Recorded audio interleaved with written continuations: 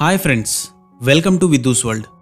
మీకు తెలుసా, జింక వేగం గంటకి 90 కిలోమీటర్లు, కానీ పులి వేగం గంటకి 60 కిలోమీటర్లు మాత్రమే.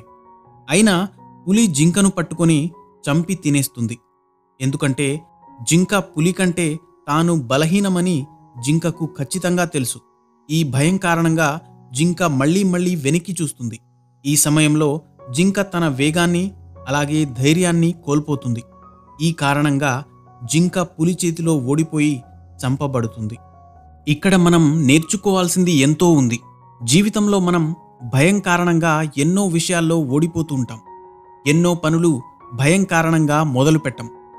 మొదలుపెట్టిన పనులను కూడా మనపై మనకు నమ్మకం లేకపోవడం వల్ల మధ్యలోనే ఆ పనులను ఆపేసి ఓటమిని అంగీకరిస్తాం.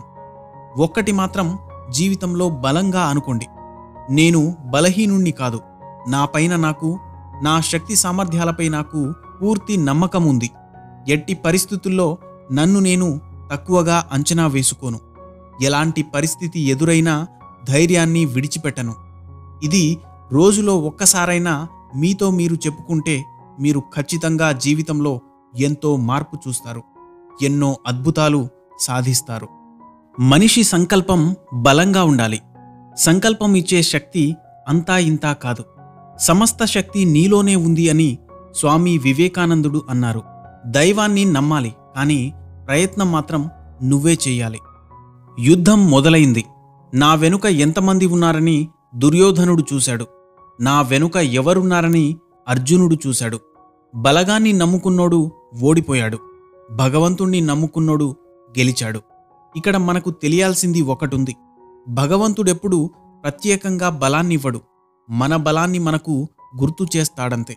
కాబట్టి నీపై నీకు నమ్మకముండాలి, ప్రయత్నాన్ని కొనసాగిస్తూ ఉండాలి. అయితే జీవితంలో ఏది ఎప్పుడు రావాలో అప్పుడే వస్తుంది. ఏది ఎంతకాలం నీతో ఉండాలో అంతవరకే ఉంటుంది. ఏది ఎప్పుడు వదిలిపోవాలో అప్పుడే పోతుంది. ఇందులో దేన్ని నువ్వు ఆపలేవు. నీ చేతిలో ఉన్నది ఒక్కటే. ఉన్నంతవరకు నీతో ఉన్న వాటి విలువ తెలుసుకుని జీవించడమే. చివరగా ఒక్క మాట, దేనికి నిరాశ చెందాల్సిన పని లేదు. ఎందుకంటే బలహీనమైనవి పరిస్థితులు మాత్రమే, నువ్వు కాదు. సర్వే జనా సుఖినో భవంతు.